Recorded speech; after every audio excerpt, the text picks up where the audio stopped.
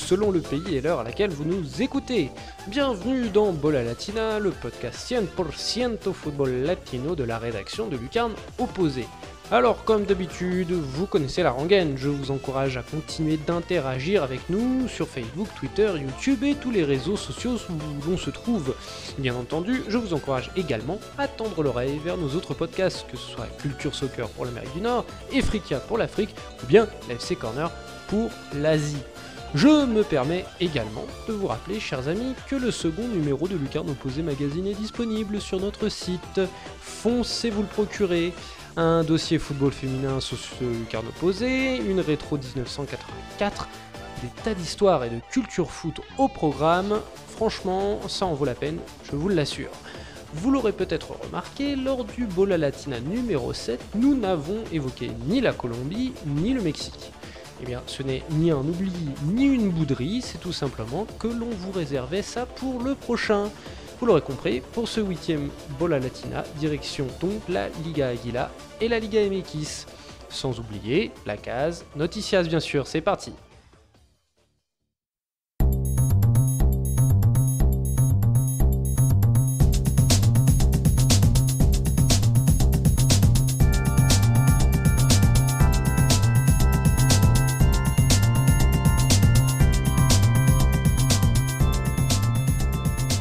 Commençons avec ce toujours aussi charmant championnat uruguayen où le Nacional a remporté l'Apertura après une victoire étriquée face à la médaille de bronze Danubio 2-1.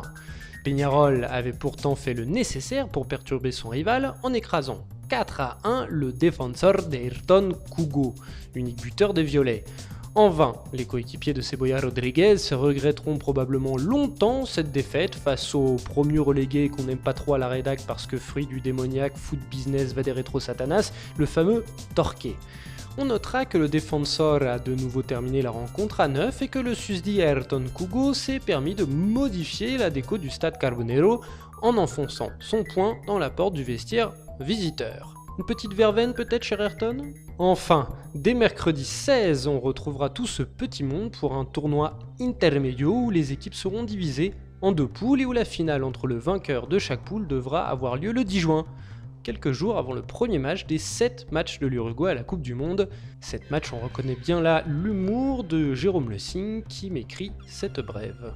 Chez le voisin argentin, si Boca fait durer le plaisir pour officialiser son titre, l'espoir pour son unique poursuivant Godoy Cruz est réduit à peau de chagrin.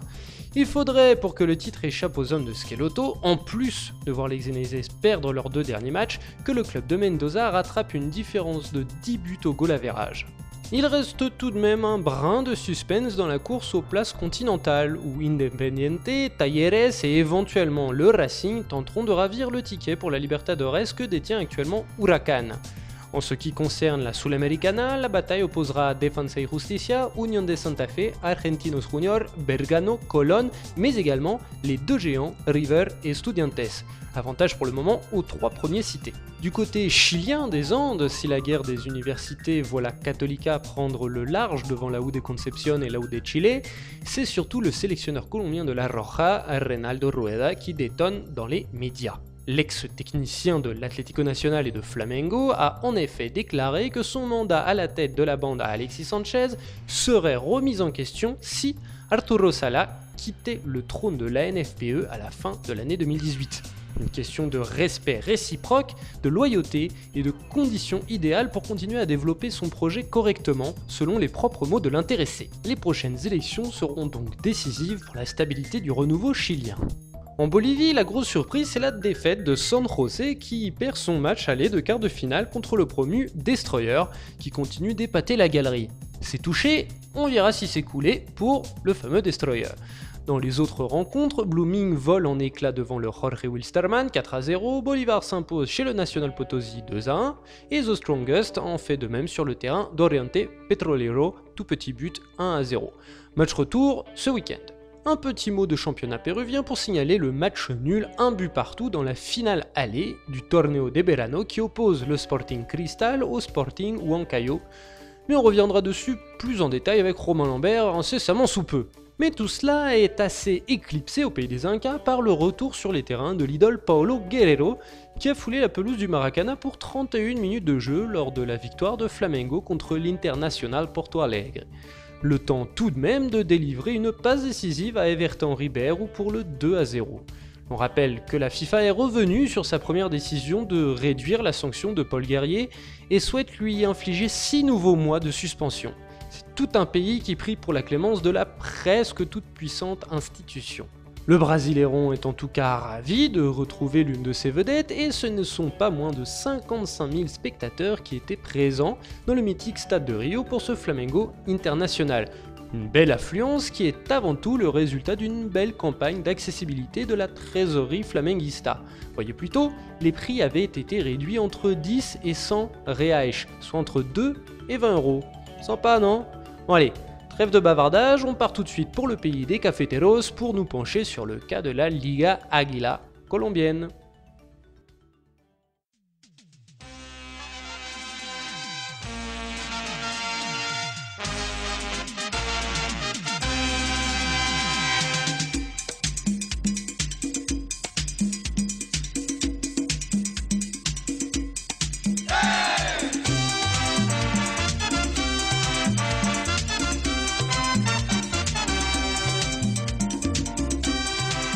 Andale pues, comme dirait...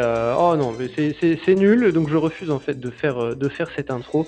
On va juste dire Andale pues, j'allais faire une référence à quelqu'un qui est beaucoup trop convenu de faire référence quand on parle de la Colombie, donc je me refuse de le faire. Bref, et tu auras vu qui c'est, de qui je parle, Pierre, et vous aurez peut-être vu, ou plutôt compris de qui je parlais. Ah, drôle d'introduction, mais vous l'aurez compris, on va parler de la Colombie dans tout ça, avec Pierre Gerbeau, comme d'habitude. Comment vas-tu, Pedro? Bah ça va, Simon, et toi? Eh ben écoute, moi ça va très bien. Aussi, alors, eh bien écoute, la Liga Águila, l'apertura de la Liga Águila 2018 a bien avancé, puisque on a fini la phase régulière, on va commencer la Liguilla, et ben c'est là-dessus qu'on va revenir sur ces qualifs de la Liguilla, qui pour donner le calendrier, hein, c'est quarts de finale qui auront lieu le 12 mai, c'est-à-dire samedi, et 13 mai, c'est-à-dire dimanche. Voilà. Ouais, en fait, tu as deux quarts samedi et deux quarts dimanche. Voilà, le samedi et le dimanche. Pour donner donc les... Oui, des matchs allés, bien sûr. C'est un match aller et retour, mais c'était pour donner la première salve. Voilà, si vous voulez la suite sera le 19 mai et le 20 mai. Voilà, rebelote un samedi et un dimanche. Pour donner rapidement le nom de ces équipes qualifiées pour ces quarts de finale, dans l'ordre, hein, on va donner l'ordre du classement final. Hein, on est comme au Mexique, dont on va parler après. Sauf que Mexique, il y a moins d'équipes au classement général. Là, ils sont 20 et ce sont les 8 premiers qui se qualifient. En l'occurrence, l'Atlético Nacional de Medellín, l'Independiente, le grand rival de Medellín également, Tolima, Atlético Huila, Junior Barranquilla, Deportivo Cali, Patriotas Boyacá et enfin Once Caldas. Et pour donner les quarts de finale, donc le Patriotas Boyacá affrontera l'Atlético Huila, le Deportivo Cali affrontera l'Atlético Nacional, le Junior Barranquilla affrontera l'Independiente Medellín et Once Caldas affrontera Tolima. Eh bien écoute, moi je te propose de commencer, Pierre, par tout simplement souligner la présence des favoris, ceux qui ont répondu à l'appel, ceux qui sont au rendez-vous. En tout cas, c'est-à-dire, bien sûr, le Deportivo Cali, l'Independiente Medellín, Junior Barranquilla et, bien entendu, l'Atlético Nacional. Ouais, en fait, tu avais deux gros favoris avant le début de la compétition, qui étaient l'Atlético Nacional et le Junior. On va les séparer un peu parce qu'ils n'ont pas vraiment le même parcours, même pas du tout le même parcours. L'Atlético Nacional, ils ont roulé tout simplement sur la phase régulière. Ça a été la première équipe à se qualifier. Ils ont 41 points, ce qui est énorme en 19 matchs. L'Atlético Nacional, vraiment, ils ont tenu son rang. Ils ont vraiment de A à Z. Ils ont vraiment jamais été en danger. eu aucun souci, invaincu à la maison, vraiment un parcours très très très très propre. Pour Junior, ça a été plus difficile. Ils ont changé d'entraîneur en cours de route, ça a été beaucoup plus laborieux. Ils étaient en danger sur la dernière journée. Ils jouaient contre Jaguares et à Monteria, donc à l'extérieur, et s'ils perdaient, ils passaient à la trappe. Donc Junior, ça a été plus laborieux. En fait, ça a été plus laborieux parce qu'ils se sont trompés dans le choix de l'entraîneur, tout simplement. Ils ont commencé avec Alexis Mendoza, donc international colombien, ancien joueur de l'époque, donc 90. Et ils sont vraiment plantés. C'était très très très très laborieux. Ils ont perdu 5 matchs dans la phase régulière, je crois. Donc c'était très compliqué, surtout offensivement. Ils tournent à 19 petits buts pour le Real Barranquilla. C'est une des pires attaques, en tout cas, des équipes qualifiées. Ouais.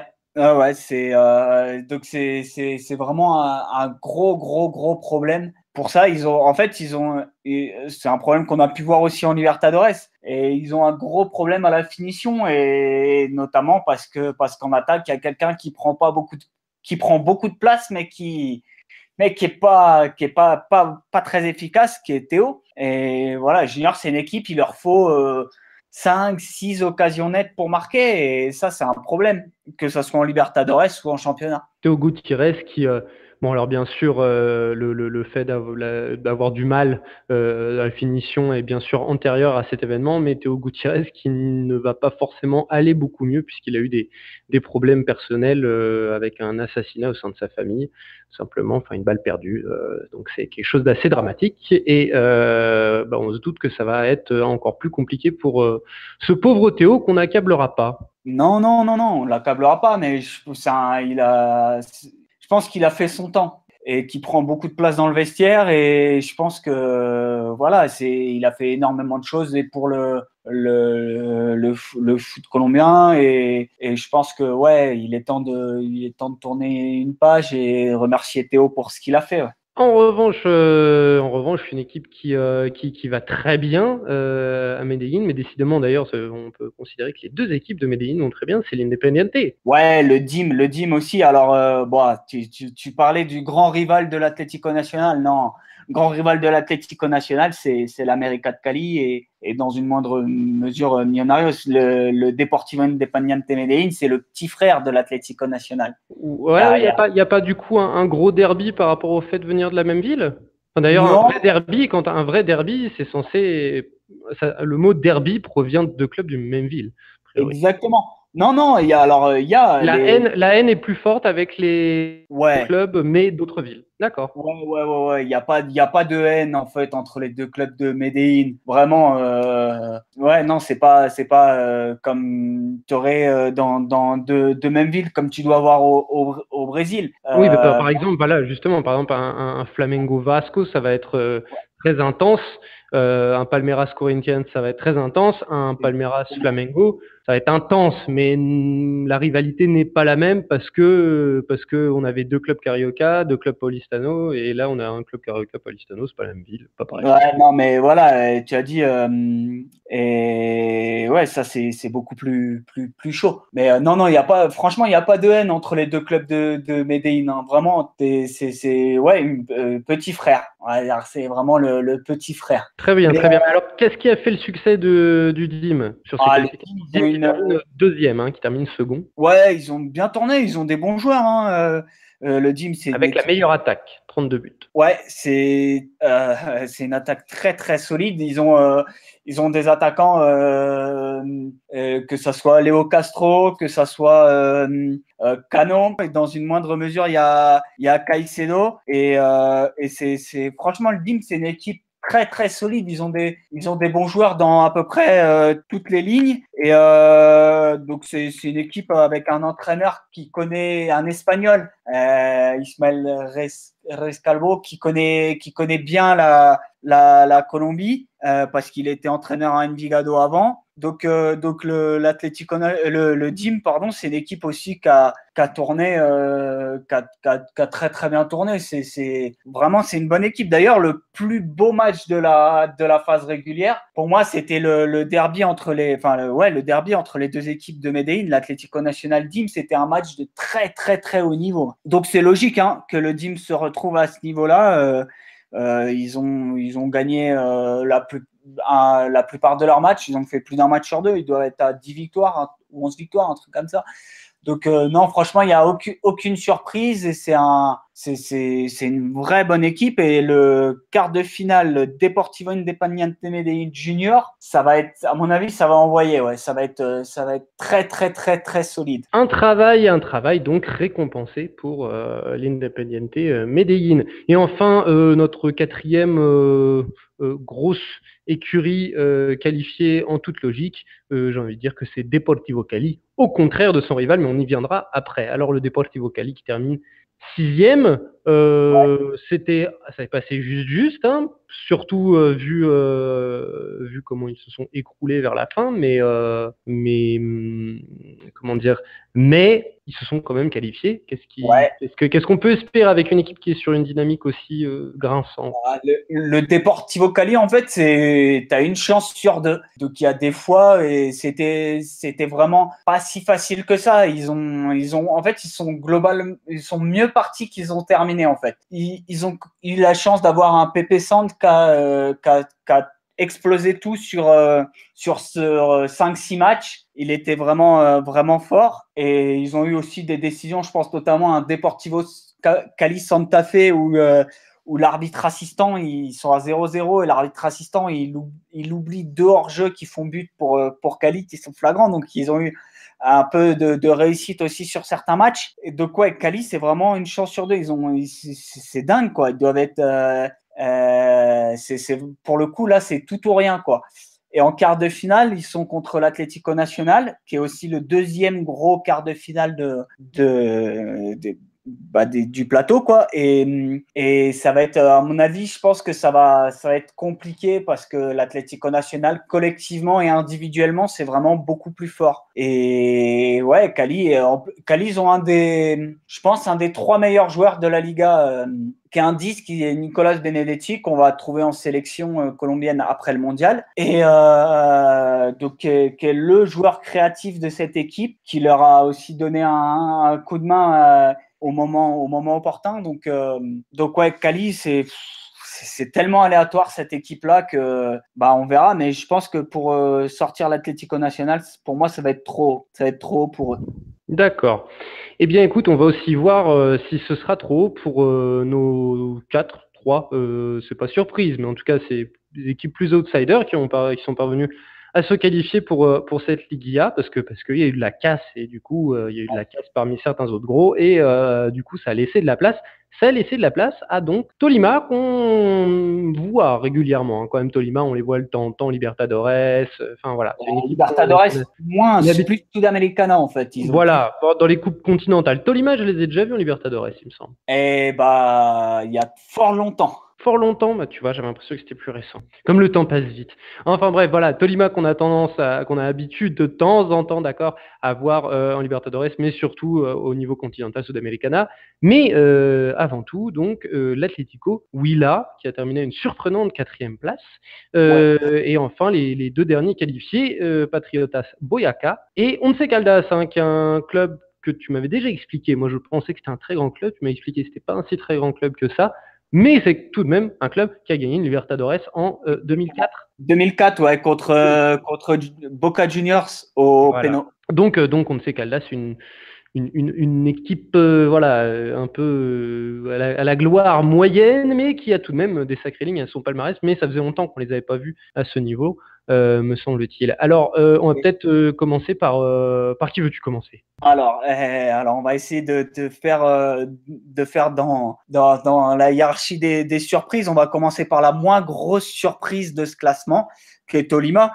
Et Tolima, effectivement, ils sont habitués à être dans les places qualificatives. Ils ont un entraîneur qui est une figure du football commun, qui est Gamero, et donc qui a joué à Millonarios notamment, quart de finale de la Copa Libertadores 89. Un bon entraîneur. Son équipe de Tolima, elle joue au football. Il y a des bons joueurs dans cette équipe, hein, Kleider Alzate, Angelo Rodriguez, qui est leur avant-centre. C'est une équipe, il n'y a pas de gros stars, mais ils ont donc des joueurs solides.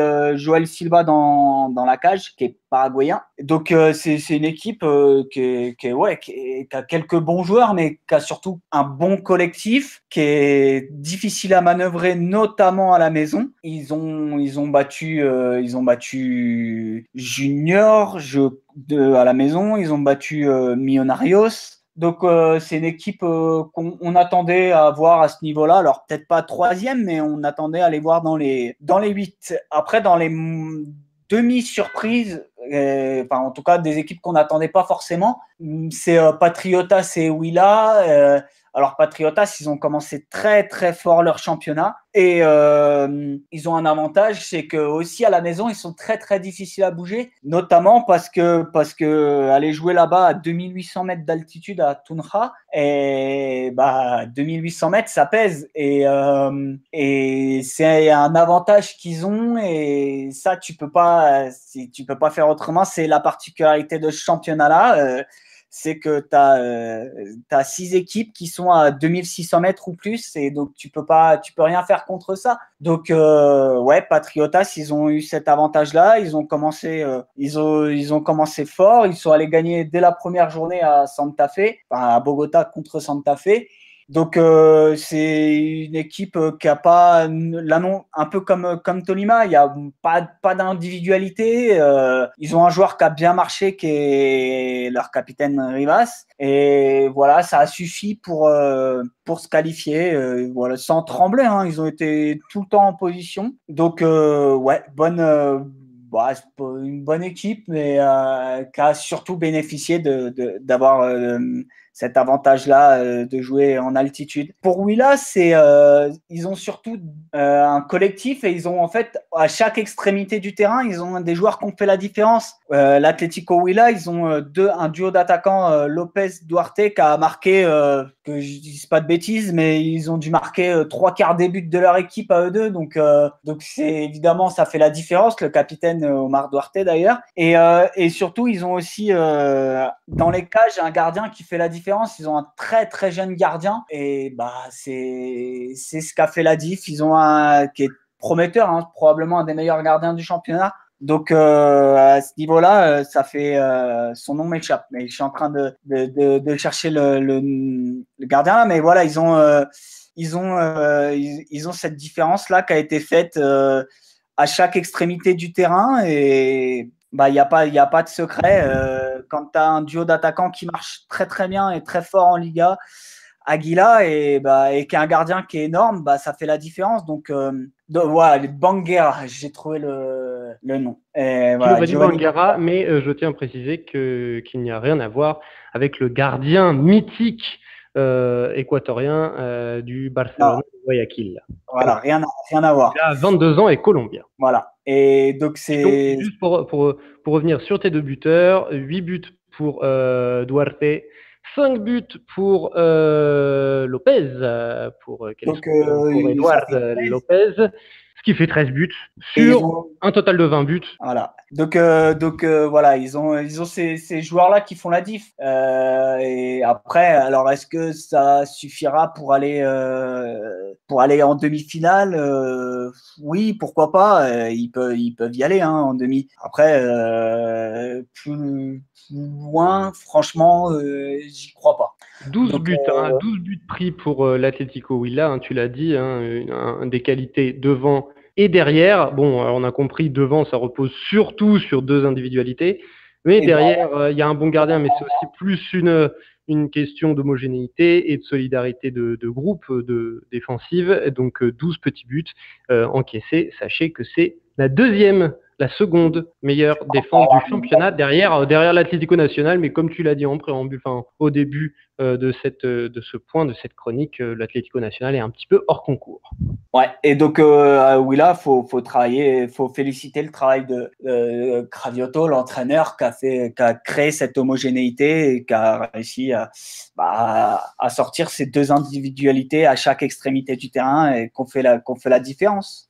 Et enfin, dans les qualifiés, Caldas, ils ont un nouvel entraîneur qui était à Jaguares avant et qui se qualifie pour la 3e fois consécutive. Du coup, cet entraîneur-là, ça fait troisième fois qu'il est qualifié avec une équipe moyenne. Donc, c'est ce qu'a fait la diff. Hein. Après, ils ont eu de la chance que ça se soit bien goupillé sur la dernière journée. Donc, ça, c'est aussi, il y a un peu de réussite.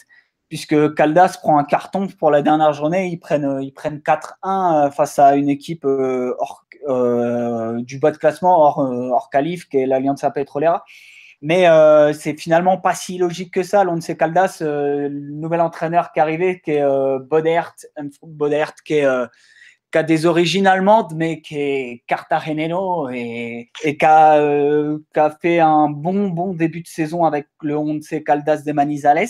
Donc c'est pas illogique. Ils ont des individualités qui sont pas énormes, mais à l'échelle de combien, je pense notamment à Ray Vanegas qui est un des bons joueurs de ce championnat-là, et donc ils ont tenu la route et ils ont fait un très très bon début de saison et ça a suffi pour se qualifier. Après c'est un peu la même chose que Patriotas ou Willa, c'est que maintenant ils sont dans un quart de finale ouvert.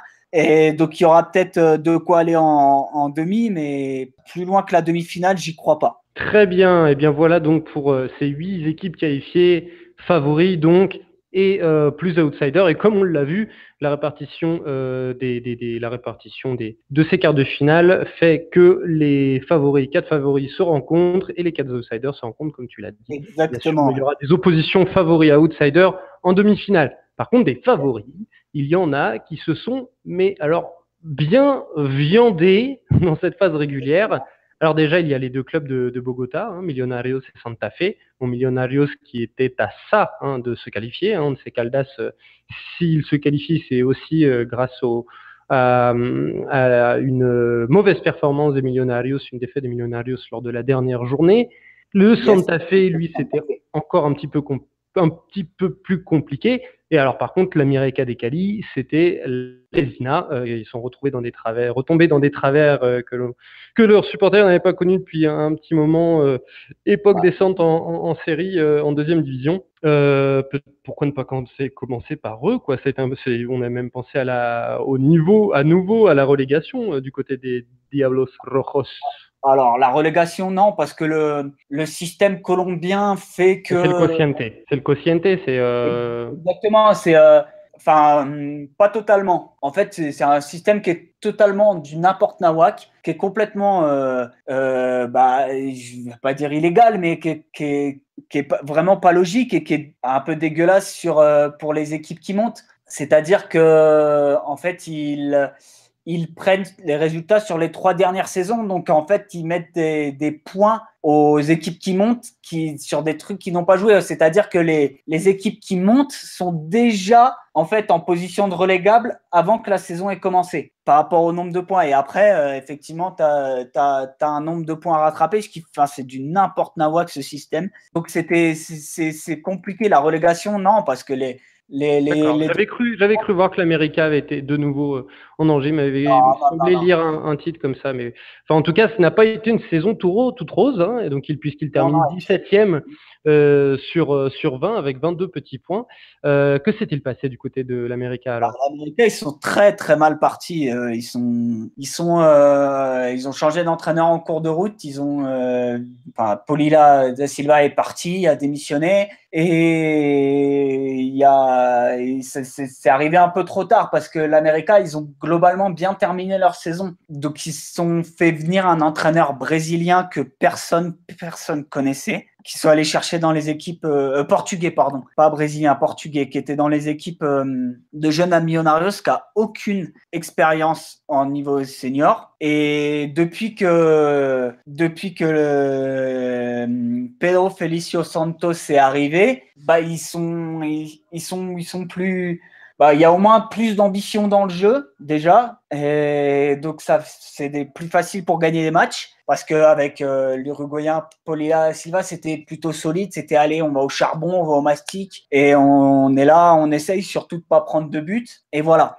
Et avec Pedro Santos ça a changé un peu et donc on a une équipe de l'América qui est plus ambitieuse. Alors c'était trop tard pour viser la qualif et ils échouent à 5 points et les 5 points qui manquent, bah, c'est des points que tu as perdus en début de saison, des points sur des matchs que tu n'as pas joué, c'est des points où ton équipe elle a lâché et ce qui fait que bah, voilà, c'est trop tard pour l'América et je pense que dans la Liga Aguila 2, qui ne s'appelle pas Apertura et Clausura, ici ça s'appelle Liga Aguila 1 et Liga Aguilas 2 avec l'année. Et donc dans cette Liga Aguilas 2, et je pense que l'América va être une autre équipe. Ils ont eu aussi des problèmes extrasportifs. Il y a eu Carmelo Valencia, qui est l'attaquant qui est arrivé qui avait cartonné avec la Equidad sur le deuxième semestre de l'année dernière, qui est arrivé au mois de janvier et qui a vraiment pas marché du tout et qui a démissionné parce qu'il a reçu des menaces de mort pour sa famille. Donc ça a été un peu compliqué tout ça et donc l'América s'est mis en route trop tard, beaucoup trop tard dans ce championnat-là. Donc faudra voir, à mon avis, ce sera une bonne équipe et, du deuxième semestre, ça c'est une évidence. D'accord, donc une équipe qui regarde déjà vers l'avant après un raté total. Et pour les deux clubs de Bogota, parce que là par contre du coup, Millonarios et Santa Fe, on a un zéro pointé des équipes de Bogota. Alors qu'est-ce qui ne va pas à Bogota? Alors, bah, on va commencer par Santa Fe. Bah, Santa Fe, c'est assez facile en fait. C'est juste que cette équipe, elle est immonde à voir jouer. Immonde. Il n'y a rien. Il n'y a aucune ambition dans le jeu. Ils se reposent essentiellement sur Wilson Morello, qui est leur buteur, qui va d'ailleurs partir, je pense, au Brésil et qui mérite mieux que ça. Et donc Santa Fe, c'est juste, ils sont très très mal partis. Ils ont commencé par 4 ou 5 défaites consécutives en Liga. Et donc à partir de là, la machine elle s'est arrêtée et il n'y a rien, zéro ambition, zéro projet. Gregorio Pérez est parti. Là, c'est un intérim. Il y a tout qu'à reconstruire dans ce club-là. Au niveau de l'entraîneur, au niveau des joueurs, c'est vraiment Santa Fe, c'est pénible. C'est vraiment pénible à voir jouer. Et ils marquent sur coup de pied arrêté la plupart de leurs buts. Mais c'est comme ça, pas que en championnat. En Libertadores, ils sont 4 points après 5 journées. Et les 4 points, c'est 4 matchs nuls. Ils font match nul contre Emelec, match nul contre Flamengo, match nul contre River, et match nul contre Flamengo. Et ils ont perdu cette semaine contre River. Il doit être à, je crois, 3 buts encaissés, 2 buts marqués en Libertadores en 5 matchs. Ça résume, quoi. Santa Fe, c'est vraiment pénible à voir jouer. Millonarios, autre chose. Millonarios, ils ont eu un problème, j'aime pas dire problème, mais c'est une équipe qui a été très affectée en début de saison parce que l'entraîneur Miguel Ángel Russo s'est battu et je sais pas, c'est compliqué, il communique pas beaucoup évidemment sur l'état de santé, mais donc Miguel Ángel Russo s'est battu ou se bat toujours contre un cancer de la prostate. Donc, il n'était pas sur le banc en début de saison. Le recrutement a été raté. Ils ont fait venir des joueurs qui étaient des joueurs corrects dans des équipes mineures en Liga Aguila. Ils font venir Santiago Montoya qui était à Tolima, qui est un joueur correct, mais qui n'a pas franchi la marche et qui en plus s'est blessé. Ils ont fait venir Carrillo qui était à Jaguares et qui a eu beaucoup de mal aussi et qui a toujours beaucoup de mal à franchir ce cap. Donc pour Millonarios, même chose, ils se sont mis en route beaucoup trop tard et en plus ils se sont ratés là sur le dernier match, sur le Clásico Capitalino comme on dit ici entre les deux équipes les deux grandes équipes de Bogota. ils prennent un but en début de match contre Santa Fe sur un corner et à partir de là, ils n'ont jamais pu revenir. Donc ouais, c'est ce qui coûte la qualif à Millonarios. Là, ils se sont ratés sur le dernier match et puis ils ont mis trop de temps à se mettre en route. Ils ont perdu trop de points trop rapidement et voilà, du coup, tu rates la qualif. Bon là, ils vont jouer leur première partie de saison lors du prochain match de Libertadores contre Independiente et à Bogota. Et maintenant, c'est leur objectif, viser une place pour les 8e de la Libertadores. Très bien, eh bien écoutez, vous l'avez bien compris, des équipes, parmi ces équipes un peu déçues, il y a des mauvais élèves comme Santa Fe, et il y a des équipes qui ont eu des petits soucis au démarrage et qui, a priori, peuvent peut-être relever la tête, comme l'América de Cali et Millonarios, qui regardent du coup déjà vers l'avant. Eh bien écoute, merci beaucoup Pierre. Bah écoute, je t'en prie Simon, et il n'y a pas de souci. On se retrouvera pour faire le point sur cette Liga après bah, ma foi, la finale. La finale, voilà. Exactement, quand on aura le champion. Exactement, voilà. Eh ben écoute, je te dis à la prochaine. À la prochaine Simon. Même format, ou presque, mais autre style. On passe maintenant, comme promis, à la Liga MX qui est toujours aussi kiffante. Oui, c'est totalement subjectif, oui.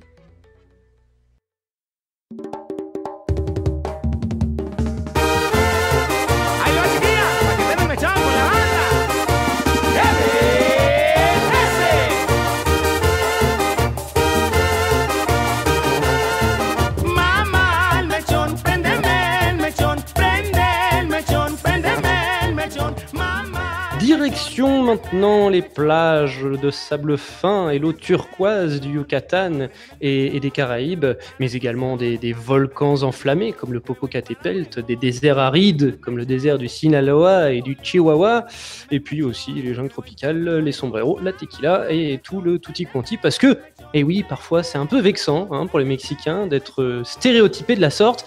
Mais les gars, je vous connais assez bien et parfois vous êtes un petit peu des stéréotypes sur pattes. Mais c'est tout ce qui fait votre charme. Enfin bref, vous l'aurez compris, on va parler de la Liga MX et du Mexique. Diego Tonatu Calmar n'était pas disponible aujourd'hui, mais c'est notre rédacteur en chef Nicolas Cougo qui va le suppléer. Et on sait très bien que sur la Liga MX, il n'a rien. Envie à Diego. Comment vas-tu, Nico ? Eh ben, ça va très bien. Et toi ? Eh bien, écoute, toujours très bien. Depuis que j'ai enregistré avec Pedro il y a quelques minutes avant. Voilà, chers auditeurs, vous connaissez nos coulisses. Eh bien, écoute, voilà. Alors, pour cette Liga MX, qui fonctionne comme la Liga Águila colombienne, donc avec un championnat, cette fois à 18 et non à 20, 8 qualifiés pour une Liguilla, un relégué en Cocientes, qui, pour parler d'eux, sont les Lobos les Lobos de Puebla, de BWAP, qui a été promu, qui n'ont pas été... tu peux le dire à ma place, ils n'ont pas été assez forts, ils n'ont pas réussi à faire le poids. Non, ils n'ont pas réussi à faire le poids. Ils ont laissé espérer un temps au niveau lors de l'Apertura surtout. Là, dans le Clausura, ils n'ont jamais été dans le coup. Après, il suffit de regarder le bilan chiffré. Ils ont pris 9 points en 17 matchs. Voilà, ils ont vite été. Ils n'ont pas vite été parce qu'il y a eu quand même bagarre avec les Tiburones notamment. Veracruz a été en danger assez longtemps, mais les Lobos n'ont fait que lentement et gentiment couler. Et voilà, après, on touche au cœur du problème des Cocientes et des peu de chances qui restent au promu, qui a vraiment pas le droit à l'erreur dès qu'il arrive. Donc, il faut qu'ils soient tout de suite capables d'aller gratter des points, et les Lobos n'en ont pas été capables. C'est dommage parce qu'ils avaient montré des choses intéressantes, notamment lors de l'Apertura. Eh bien, écoutez, Lobos, à la prochaine, j'ai envie de dire. Allez, on vous souhaite le meilleur en Liga de Ascenso et vous retrouvez assez vite, puisque comme tu as dit, Nicolas, vos performances n'étaient pas toutes cracra. Alors, comme je vous l'ai dit, en Liga MX, nous avons 8 équipes qualifiées pour une Liguilla, les quarts de finale donc, puis demi-finale, finale, quart de finale qui ont déjà été joués. C'est pour ça que je vous disais qu'on est à un tour en plus, on a un tour de plus en Colombie, c'est parce que les quarts de finale, aller-retour ont été joués. Nous connaissons donc nos demi-finalistes, mais avant ça, j'aimerais juste qu'on pointe du doigt d'un doigt un petit peu moqueur, mais surtout revenir sur le pourquoi du comment de la non-qualification pour cette ligue. Il y a deux équipes qui, a priori, étaient taillées ou auraient dû être taillées de par leur histoire pour la qualification. Il s'agit des Chivas de Guadalajara qui étaient champions de titre. Non, c'est les Tigres, donc c'était juste avant. Ils étaient champions juste avant. Voilà, les Chivas de Guadalajara de Mathias Almeida qui se sont pas seulement pas qualifiés, hein, ils se sont complètement rétamés en terminant avant-dernier. Et Cruz Azul, bon là, ça en devient drôle. Hein, c'est Cruz Azul dont on attendait encore, on s'était dit peut-être que cette fois, et puis c'est Cruz Azul. Donc en fait, non. Alors pourquoi? Pour commencer par eux, pourquoi? En fait, non, avec Cruz Azul. Alors que cette fois, on pensait que peut-être que sur un malentendu, ça pouvait marcher, pour citer un grand classique français. Ouais, écoute, le souci de Cruz Azul, c'est que c'est un peu comme ça tous les ans. Tu l'as dit, hein, on se frotte un peu les mains en début de saison en disant cette année c'est bon, c'est la bonne, et en fait, c'est jamais la bonne. Il y avait de l'espoir. Pedro Caixinha, qui avait déjà bien bossé sur ses précédents passages au Mexique, est arrivé. J'ai presque envie de dire, on y a cru avant que ça commence à jouer, concrètement. C'est-à-dire que au final, on a eu un Cruz Azul pendant très longtemps. On s'est demandé où voulait aller Cruz Azul, que voulait faire Caixinha avec cette équipe-là. Ça ressemblait pas à grand-chose. Il y a eu des matchs où ça ne ressemblait à rien du tout. C'était une catastrophe absolue. Et pourtant, parce que on se moque toujours de Cruz Azul. On connaît tous le Cruz Azulear, qui veut dire se gaufrer alors que normalement c'est bon, c'est réglé. C'est pire que le Stade Rennais, pour expliquer aux auditeurs. En France, on se moque du Stade Rennais et de son incapacité à aller chercher des titres, même quand tout est bon pour lui. Cruz Azul, c'est pire que ça. C'est-à-dire que si vous cherchez une équipe qui mène 2-0 à la 89e et qui n'est pas sûre de s'imposer, c'est Cruz Azul. Donc voilà. Et pourtant, voilà, malgré tout cela, malgré beaucoup d'incohérences, alors dans le jeu, on ne va pas forcément rentrer dans le débat tactique, c'est pas passé loin finalement. Il tombe à 2 points de la Ligue IA. Qu'est-ce qui n'a pas marché?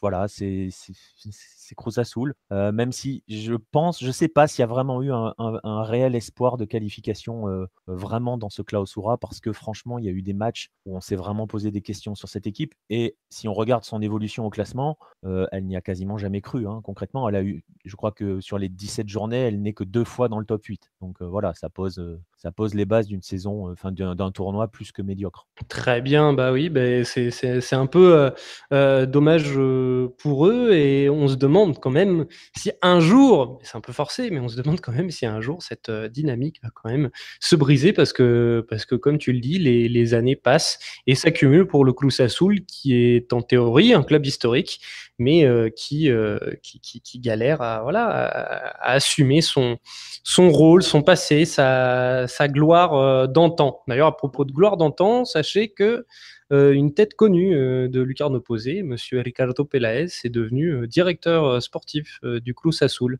Et c'est aujourd'hui ou hier, je ne sais plus quand était sa nomination, enfin, en tout cas à l'heure de cet enregistrement. Peláez, donc Ricardo Peláez, qui était le président, donc le directeur de l'América, que nous avions interviewé quand nous avons fait un inside spécial sur le Club América. Sur le centenaire du club, ouais. Exactement. Mais pour Cruz Azul, il y avait de l'espoir, il faut le rappeler quand même. C'est parce que c'est pas forcément par rapport à la tradition historique de manière générale. Oui, effectivement, Cruz Azul fait partie des grands.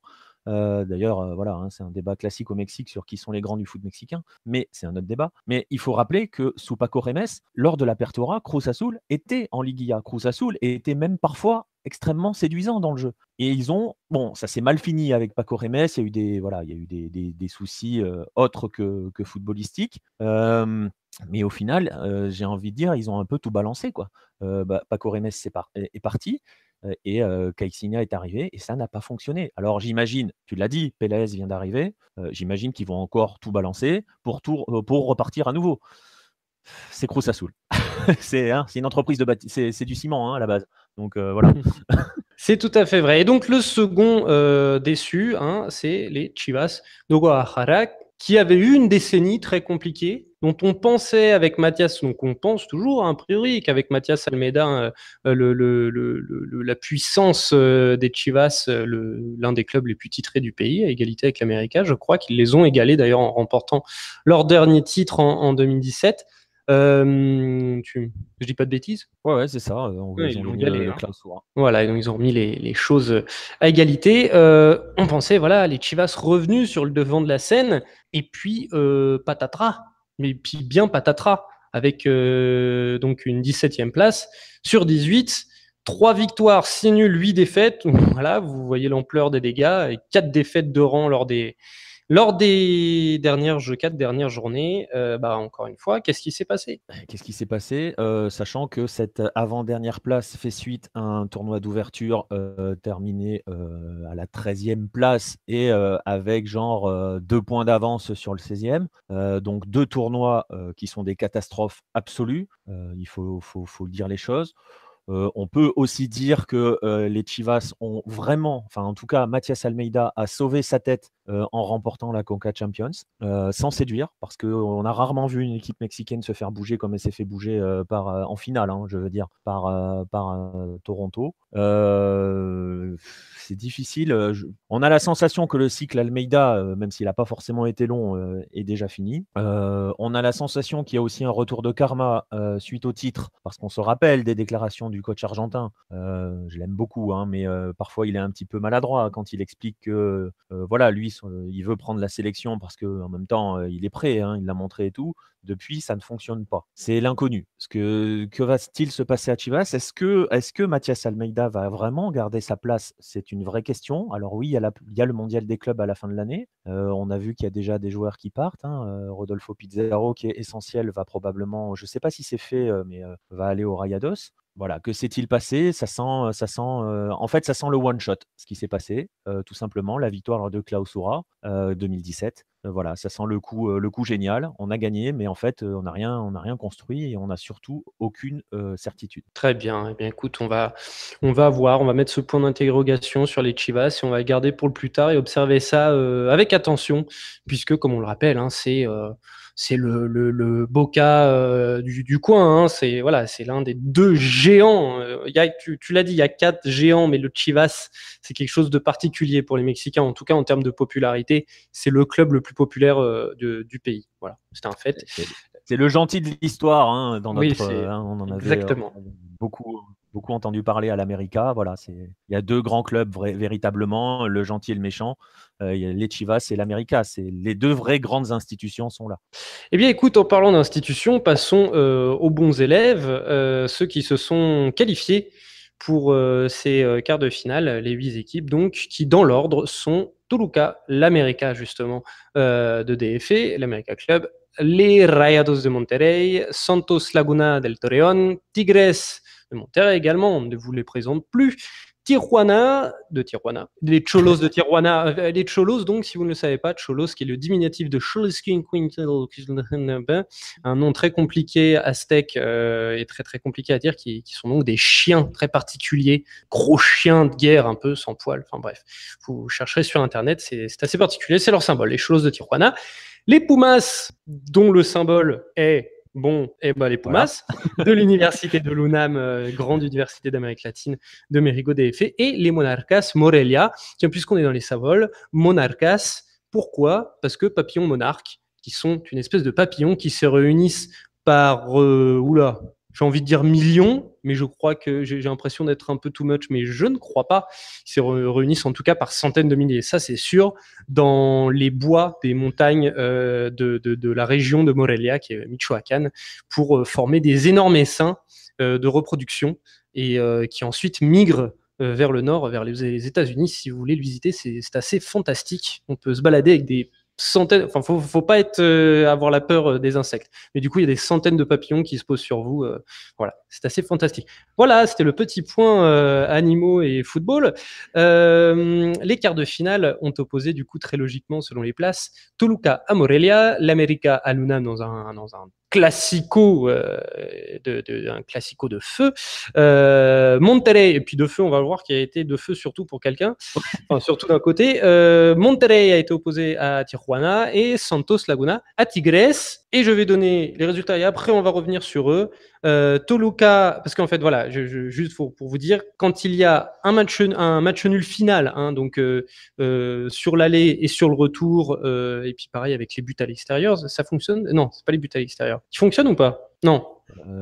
C'est une bonne question. Si, il me semble qu'il fonctionne. Donc voilà, en plus, voilà, c'est ça. Hein, ouais.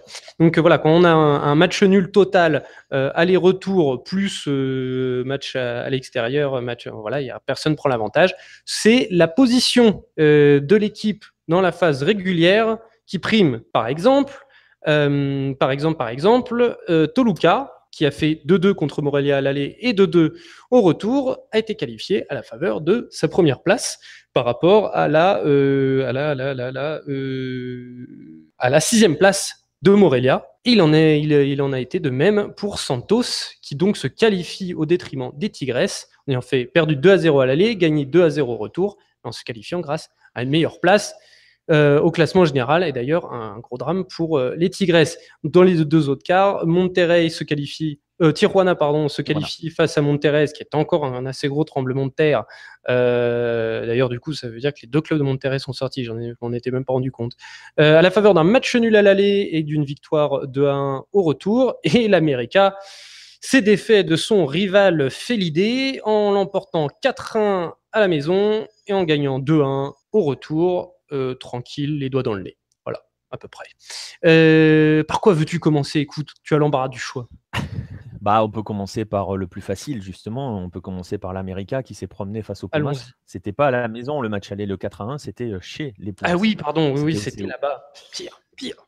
Ouais, c'était au CU et c'était plié en une mi-temps. Hein. Il y a 3-0 au bout de 38 minutes. Bon, après, les Pumas ont été un coup séduisants, un coup très médiocre durant ce tournoi. Bon, là, ils sont tombés sur un os. Ils sont tombés sur un os qui s'appelle l'América, qui a eu du mal à digérer son élimination en Conca Champions.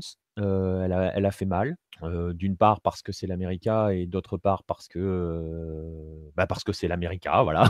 Non, mais parce qu'ils étaient propulsés favoris. Une fois que Tigres a sauté en Conca Champions, tout le monde se disait c'est bon, c'est réglé, voie royale pour l'América. Au final, il n'en est rien. Et puis secrètement, le Mexique rêvait d'un América Chivas en finale. Donc ils ont eu un petit peu de mal à digérer ça, mais voilà, la machine s'est remise en route. Je pense que c'est une chose dont on va beaucoup parler avec certaines autres équipes. Je pense surtout à Toluca et à Santos.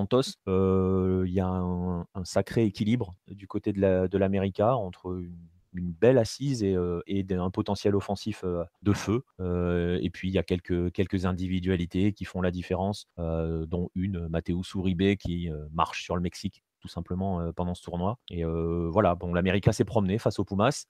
J'ai envie de dire qu'ils sont les grands favoris presque pour le titre. Je dis presque parce que j'en vois un autre qu'on n'attend peut-être pas forcément, en tout cas qu'on connaît un peu moins en France.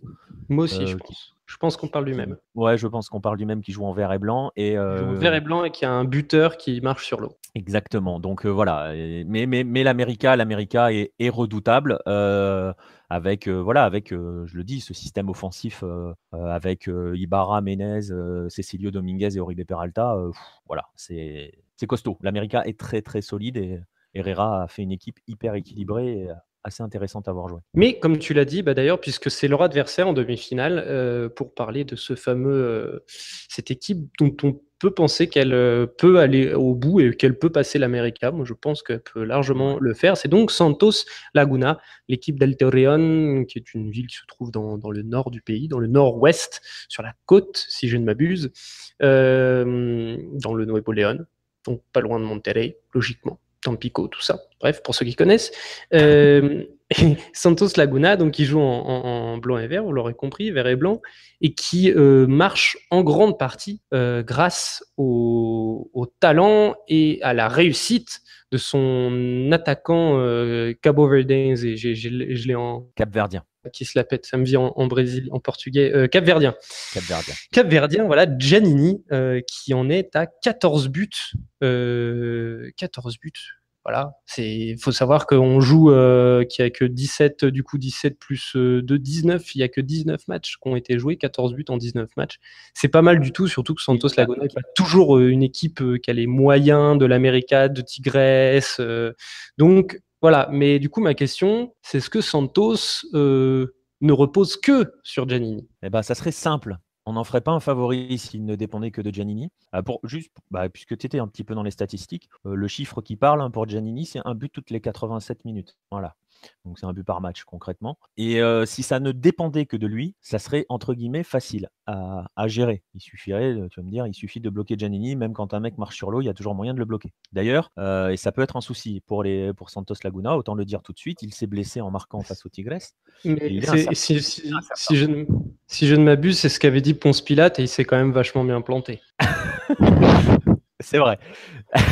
Bref, il s'est blessé. Il s'est blessé, donc il est incertain pour la demi-finale. Mais très honnêtement, Santos Laguna et ceux qui ont suivi le tournoi, voilà, c'est pas une découverte pour eux. C'est probablement l'équipe qui joue le mieux au Mexique en 2018. Je parlais tout à l'heure d'équilibre pour l'América. Ce qu'a mis en place Siboldi à Santos Laguna, c'est juste assez magnifique. Il y a un joueur essentiel, c'est El Gallito Vázquez, qu'ils ont pris au Chivas. Qui est le métronome, qui justement pose l'équilibre de cette équipe-là. Et ensuite, tu parlais de Giannini, mais alors c'est pareil, offensivement parlant. Ils ont Osvaldo Martinez, que l'on avait vu à l'époque de l'América, puisqu'il était à l'América, qui est, on connaît Osvaldo Martinez, le Paraguayen, avec sa capacité à voir le jeu, à sentir le jeu et tout. Et devant, ça va très très vite. Tu parles de Giannini, mais il y a Jonathan Rodriguez qui est une pile atomique. Alors lui aussi ne sera pas là pour la demi-finale, puisqu'il a pris un rouge hyper sévère face aux Tigres, mais alors plus qu'hyper sévère. Bon, bref. Et il y a Julio Furch en point d'ancrage qui te bouge une défense à lui tout seul. C'est une équipe hyper solide et hyper spectaculaire. Et pas que parce qu'il y a Giannini qui, oui, marche sur l'eau. Mais voilà, Santos Laguna, je le répète, c'est vraiment une équipe qui est pour moi celle qui joue le mieux en 2018 au Mexique. Et sa victoire face à Tigres n'a souffert d'aucune contestation. Ils ont joué soit plus d'une heure en infériorité numérique. Ils menaient 1-0 quand Jonathan Rodriguez est exclu. Très honnêtement, ceux qui ont vu le match te le diront. Avant l'exclusion de Jonathan Rodriguez, s'il y a 3-0 pour Santos Laguna, c'est pareil. Et il marque le but de la qualification en infériorité. Tigres n'a quasiment jamais, je ne vais pas dire espérer, parce que si, tu peux toujours espérer. Tu es mené que 1-0 quand tu as gagné 2-0 à l'aller et tu as 11 contre 10, tu dois espérer. Mais Tigres s'est fait croquer. Le Tigre s'est fait manger. Pour en venir rapidement, un petit mot sur Tigres. Et d'ailleurs, du coup, ça va nous permettre de passer sur un autre quart de finale, celui de Monterrey. Les deux équipes de Monterrey qui, sur les dynamiques du moment et aussi sur l'argent investi dans ces deux équipes-là, ou récolté en tout cas par ces deux équipes-là, ça en fait les deux très grosses puissances actuelles du championnat mexicain dans les faits, encore une fois. Pas, si on enlève le côté histoire. Est-ce qu'ils n'ont pas un petit peu pris la chose à la légère? Écoute, je sais pas. Ferretti a dit en conférence de presse d'après élimination que ces Tigres s'étaient embourgeoisés. Je veux bien le croire. Je pense qu'il fait lui aussi certains mauvais choix. Voilà. Et il y a un problème, comment dirais-je? Il y a un problème de cycle et il y a un problème d'homme. Il faut dire que Tigres est éliminé à cause de Nahuel Guzman qui fait encore une boulette. Et je dis encore parce que Tigres est éliminé de la Concacaf Champions sur une boulette de Guzman. Ça commence à faire beaucoup. Je rappelle que Guzman est le numéro 2 de la sélection argentine, qu'il est indéboulonnable, que ce soit à Tigres ou en sélection d'Argentine. Donc il faut aussi se poser des questions. Il y a une équipe qui commence à vieillir un petit peu derrière. Alors c'est toujours facile de dire ça une fois que l'équipe est éliminée, mais c'est vrai que voilà, les Juninho, Ayala, Torres, quand tu te manges les bombes atomiques qui arrivent en face, parfois ça va un peu vite pour eux. Surtout dans le système ultra offensif de Tigres. Je rappelle que pour ce match, devant, c'est Gignac, Vargas, Valencia. Donc voilà, offensivement, il y a du monde. Il n'y a pas beaucoup de monde qui revient dans tout ça. Ouais, voilà, aussi. Et puis, tu as toujours Aquino et je ne sais plus qui était de l'autre côté, ça devait être Jiménez qui font le piston tout le match. Enfin voilà, c'est un système qui a fonctionné puisque Tigres a été champion lors du tournoi précédent. Je ne sais pas si. C'est toujours difficile de dire ouais, ils se sont vus trop faciles, machin. Le fait est que Tigres n'a jamais dominé pendant le tournoi. Le super leader, c'est Toluca, hein, c'est pas Tigres. Ils ont fait un tournoi. C'est dur ce que je vais dire, mais c'est dur eu égard à ce que représente le club, ce qu'est devenu ce club-là. Ils ont fait un tournoi relativement anonyme, jamais exceptionnel, jamais mauvais, mais voilà, assez irrégulier. Ils ont fait une mauvaise Conca Champions. Voilà, ils ratent leur Liguilla. Ils font un début d'année, voilà, anonyme. Et il va falloir suivre avec attention ce qui va se passer, parce que ça sent les mouvements du côté de Tigres, parce qu'il y a besoin d'un renouvellement. Alors voilà, je pense que c'est ce que veut dire remise en question, quoi. Ouais, je pense que c'est ce qu'il veut dire par son embourgeoisement, c'est que ça va bouger, je pense. Très bien. Et du côté du voisin, parce que Monterrey et les Rayados aussi, c'était un sacré favori dont on pensait honnêtement parce que c'est souvent comme ça, hein. Parfois, on se dit, bon, voilà, il y a certaines équipes, comme tu l'as dit, Tigres, des favoris qui font des campagnes à peu près anonymes en phase régulière, mais c'est pour mieux se réveiller dès les quarts de finale. Tigres ne s'est pas réveillé et Monterrey non plus, puisqu'ils n'ont pas fait plus que ça, hein. Ils n'ont pas fait un tournoi moins anonyme que celui de leurs voisins et ils se sont fait planter par Tijuana 1-1 à l'aller, 2-1, 1-2 d'ailleurs à Monterrey. Donc il y a une remise en question aussi à faire du côté de Monterrey qui peut se targuer de beaucoup moins que son voisin qui ne peut pas se targuer, comme son voisin, d'avoir gagné des titres, lui. La remise en question, elle a déjà démarré puisque Antonio Mohamed est parti. Donc voilà, c'est la fin du cycle Antonio Mohamed. Ce qui a fait très très mal, je pense, à Monterrey, c'est la finale perdue face à Tigres, hein, lors de l'Apertura. C'était vraiment là, c'est la sensation que j'ai, hein, avec le recul un petit peu maintenant. C'était la chance des Rayados. Ils avaient survolé le tournoi, ils ont survolé l'Apertura, ils se sont vraiment promenés.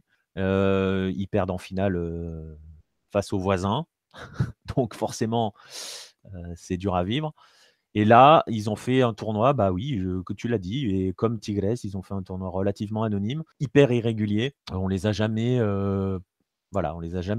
jamais sentis dans la même dynamique que précédent. On s'est toujours dit, en fait, ce qui est gênant, et c'est peut-être le souci qui s'est posé aussi du côté de Tigres, c'est que ça a toujours été évident qu'ils seraient dans le top 8. Donc, on n'a jamais eu la sensation qu'ils avaient besoin de forcer pour être dans le top 8. D'ailleurs, ils ont quasiment pas forcé. Les Rayados ont toujours été dans le top 8 pendant la phase régulière. Et bon, ils se font piéger par une équipe, on va en parler après, une équipe sacrément chiante à jouer, Tijuana. Ils se font piéger, tout simplement. C'est terrible pour eux parce que tu as toujours la sensation, et justement par rapport aux moyens qui sont mis, que ça doit pas trembler comme ça, les Rayados. Mais c'est pareil, est-ce que les questions à se poser, c'est est-ce que les investissements sont bons? Est-ce que les sommes lâchées sur les joueurs? On parle là, j'ai vu avant l'enregistrement, j'ai vu qu'on parlait de Barovero pour arriver dans les buts.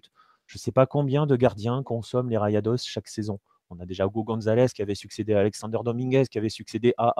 Voilà, on ne construit pas au Rayados, on se dit, on met des paquets, voilà le 11, il faut que ça tienne. Si ça ne tient pas, on redémarre à zéro. Enfin, pas à zéro, mais on va racheter des joueurs et puis ça sauvera le problème. Je pense qu'on va partir sur un nouveau cycle.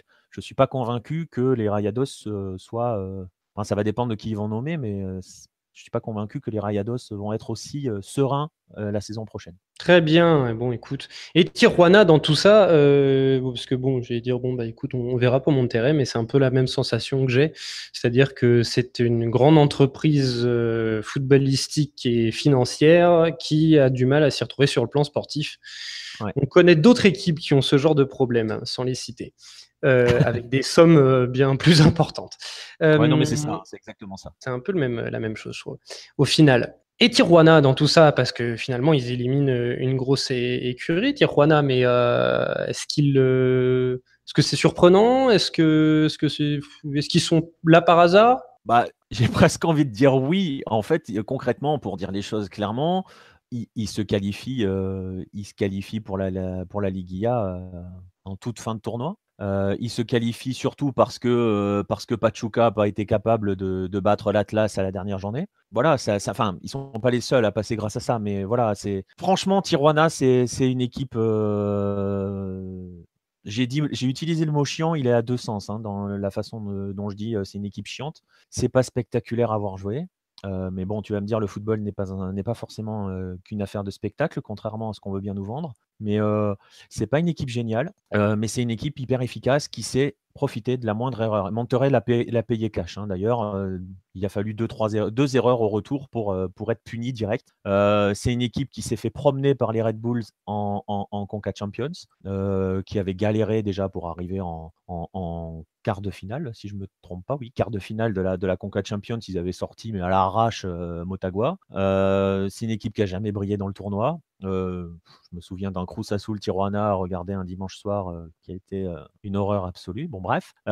Et puis, c'est du Diego Coca, c'est-à-dire que c'est pas forcément hyper offensif, hyper fluide, hyper alléchant et léché comme jeu.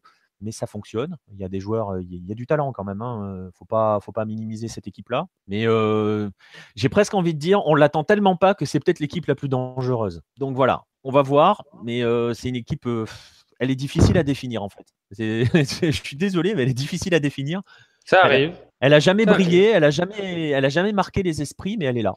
Voilà, Ça c'est arrive. terrible à Je dire. comprends Elle très est là. bien. Je vois le genre d'équipe que ça peut être. Et Tijuana, donc, qui ira rencontrer le vainqueur de ce dernier quart de finale qu'on va aborder. C'est donc le quart de finale qui opposait le super leader de cette phase régulière, Toluca, à Morelia, donc les petits papillons. Les équipes qui sont terminées, se sont quittées sur 2 matchs nuls prolifiques, puisqu'il y a eu 8 buts au total, 1 de 2 et 1 de 2. Et c'est donc, comme on vous l'avait expliqué, Toluca qui s'est qualifié grâce à sa première place, sa meilleure place au classement général en comparaison de celle de Morelia. Le super leader, alors certes, a eu du mal, puisque 2 matchs nuls à vaincre Morelia. En plus, un super leader, un joli super leader, hein, qui a fait un très beau parcours, 11 victoires, 3 matchs nuls, 3 défaites. Mais d'un sens, j'ai envie de dire qu'au moins, Toluca a brisé, a au moins passé ce fameux cap de la malédiction des super leaders qui veut que le super leader de la phase régulière se viande dès les quarts de finale. Ouais. Et alors, elle est un peu trompeuse, la qualification, enfin le résultat. Oui et non, en fait, on va dire. Ils ont rapidement mené sur le match retour. Ils avaient fait 2-2 à Morelia. Ils ont ouvert le score d'entrée sur le match retour. Ils ont donné l'impression de gérer le match.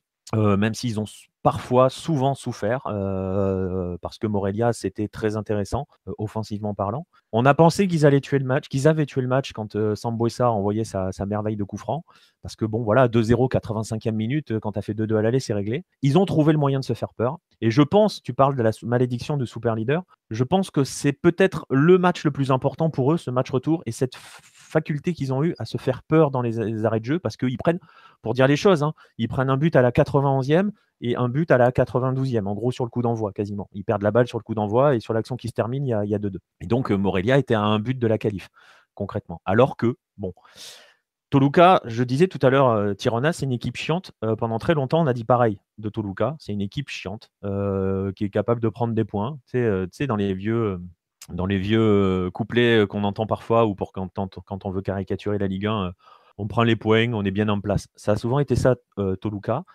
C'est très honnêtement moins le cas cette saison. J'ai cité Sambuesa, mais on est un petit peu dans le même rôle qu'Osvaldo Martinez à Santos Laguna. Il y a moins de talent offensif qu'à Santos Laguna.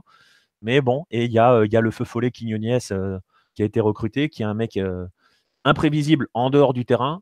Ça, c'est peut-être pas forcément positif, mais imprévisible sur le terrain. Et ça, c'est positif parce que ça apporte une folie qui manquait à Toluca. Et voilà, tu l'as dit, ça a été un super leader hyper tranquille, qui a avancé, qui a fait son chemin, voilà, qui s'est peut-être un petit peu relâché sur ce match face au Monarcas. Et je pense que ça va leur servir à ne pas se relâcher face à Tijuana. Et il ne va pas le falloir parce que Tijuana, je le répète, la moindre occasion, ça va faire mal. Donc, c'est peut-être un bon passage, une bonne qualification. Elle paraît arrachée, elle paraît difficile comme ça. Elle n'a pas été forcément si difficile, mais le fait de s'être fait peur est une bonne chose pour Toluca qui, je pense, normalement, doit pouvoir passer sans problème face à Tijuana, même si le sans problème en football, voilà. En effet, ça n'existe pas, le sans problème. Ou plutôt la certitude, le 100% de certitude n'existe pas en football et dans bien d'autres choses d'ailleurs. Juste un petit mot pour Morelia, j'ai envie de dire sans regret, parce qu'ils sont qualifiés, voilà, c'est pas non plus les premiers qualifiés de la phase régulière, ils ont joué leur va-tout contre Toluca, c'est pas passé. Bon. Ils ont fait un très beau match à la Bombonera au retour. Ils auraient mérité de marquer avant, et là ça aurait été intéressant, bien plus intéressant pour eux. Ce qui est malheureux, c'est qu'ils marquent ces 2 buts, voilà, je le disais, dans les arrêts de jeu, ce qui fait qu'ils y croient sans trop y croire. Ils n'ont pas le temps d'y croire en fait. Et ils ont eu pas mal d'occasions quand même. Je sais pas si on peut le dire, mais enfin si ça se dit, c'est un bel éliminé. Voilà, concrètement, ils ont fait leur taf. Ils ont été plaisants. Ils ont fait ce qu'ils font depuis quelques tournois. Les Monarcas sont parmi les équipes séduisantes et intéressantes à avoir joué. Oui, d'autant plus, alors déjà j'aime beaucoup, je valide totalement cette expression belle éliminée, je trouve ça très romantique. Et en plus, voilà, sans regret du côté de Morelia, d'autant plus que ça fait quelques tournois qui se réveillent et qui jouent très bien, alors quelques tournois encore avant cela, c'était la relégation qui leur pendait au nez. C'était une équipe qui a frôlé la catastrophe à plusieurs reprises et qui va beaucoup mieux. Et donc je pense que quand tu es supporter des Monarcas en ce moment, ça va. Voilà. Tu te dis, on a mangé notre pain noir là. Voilà. Il y a des jours meilleurs qui arrivent. On a vu de belles choses. Puis on se doute qu'ils prépareront encore mieux l'apertura qui va arriver avec un Raúl Ruiz qui peut-être n'aura pas réussi à rester à Morelia. On va voir. S'il fait un super mondial, ça va peut-être être compliqué de rester à Morelia. Déjà là maintenant, à l'heure actuelle, c'est compliqué de le conserver. Voilà, on rappelle que Morelia avait sorti Toluca lors de l'Apertura en quart de finale. Ils avaient déjà croisé Toluca, ils les avaient sortis. Ils sont tombés en demi face aux Rayados. Mais ça va être compliqué de garder Ruiz Diaz. Je pense que indépendamment du mondial, ne serait-ce que parce qu'il y a d'autres clubs mexicains qui doivent déjà lorgner dessus. Et encore, je ne parle que des clubs mexicains. Est-ce que Ruiz Diaz va avoir beaucoup de temps de jeu à la Coupe du Monde ? Avec le retour de Paolo, la question est ouverte. Mais oui, ça va être très compliqué pour les Monarcas d'arriver à conserver leur base, à conserver leurs joueurs. Je leur souhaite parce que tu l'as dit, ils sont passés de l'enfer à jouer le maintien, mais vraiment à l'arrache. Ils s'en sont sortis, c'est bête à dire, ça fait un peu grand donneur de leçons machin. Ils s'en sont sortis par le jeu et vraiment. Et cette équipe-là séduit, elle est hyper intéressante. Je pense, tu disais, ils reviennent de loin, les supporters, ils doivent s'en satisfaire. Franchement, quand tu fais demi-finale de l'Apertura, que tu es en quart de finale du Clausura, la saison d'après, tu te dis, les gars, là, faut qu'on aille jouer le titre, quoi. Donc je pense qu'ils vont être plus exigeants. Et puis on le sait, le Mexicain, il passe très vite de l'exigence à... enfin, il se satisfait de rien, concrètement. C'est assez vrai. Alors voilà, nous avons ces 2 demi-finales. Du coup, je dirais un petit peu qu'on a une demi-finale muscle, ou musclé sérieux, pas forcément fun en tout cas, entre Toluca et Tijuana, et une demi-finale plus artifice, quand je dis artifice, c'est feu d'artifice, plus pétaradante, on s'attend à un petit cocktail explosif entre l'América et Santos Laguna. Et on va se retrouver pour débriefer ce tournoi une fois qu'on connaîtra les vainqueurs, comme pour la Colombie, comme j'ai dit avec Pedro. Merci beaucoup Nicolas. Et merci à toi. Et puis on se dit à la prochaine. Ça marche, à la prochaine pour un autre pays. Allez, ça roule. Soyons fous. Ciao. Salut. Merci à tous de nous avoir suivis pour cette 8e émission, 8e Bola Latina, vous rendez-vous compte. N'oubliez pas de venir nous solliciter sur les réseaux sociaux, et quant à moi, je vous dis à très bientôt pour un nouveau numéro de Bola Latina. Ciao les amis.